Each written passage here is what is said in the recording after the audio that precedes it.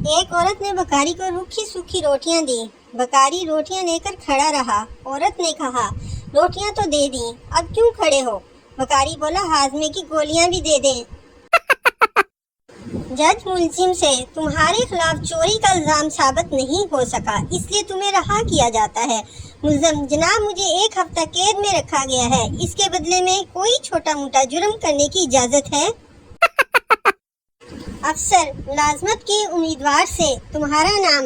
امیدوار جی عبدالرشید اداس زخمی۔ افسر غصے سے، مختصر نام بتایا کرتے ہیں۔ افسر دوسرے امیدوار سے، جس کا نام بوٹا تھا، تمہارا نام؟ دوسرے امیدوار نے کہا، جی بوٹ۔ ایک سردار جلیبیاں بیچ رہا تھا اور آواز لگا رہا تھا، آلو لے لو، آلو لے لو۔ ایک آدمی نے پوچھا، سردار جی یہ تو جلیبیاں ہیں۔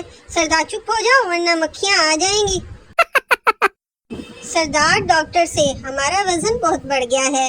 ڈاکٹر، تم روزانہ 2 کلومیٹر پیدل چلا کرو۔ 2 سال بعد سردار نے ڈاکٹر کو فون کیا، اوے خانہ خراب کا بچے، وزن تو کم ہو گیا مگر ہم افغانستان پہنچ گیا ہے۔ ایک محفل میں کچھ لوگ اپنی بچپن کی خواہشات کا ذکر کر رہے تھے۔ ایک وکیل کی باری آئی تو انہوں نے کہا، میری خواہش تھی کہ میں بڑا ہو کر ڈاکو بن جاؤں۔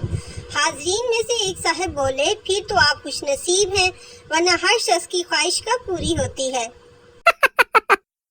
استاد شاگرد سے، اچھا یہ بتاؤ دن میں تارے کیوں نظر نہیں آتے؟ شاگرد، جناب وہ رات بھر جاگتے ہیں اس لیے دن میں سونے چلے جاتے ہیں۔ ایک جہاز کافی بلندی پر گیا تو پائلٹ زور زور سے ہنسنے لگا۔ لوگوں نے پوچھا تو کہنے لگا، جب پاگل کھانے والوں کو پتہ چلے گا کہ میں فرار ہو گیا ہوں تو کتنا مزہ آئے گا۔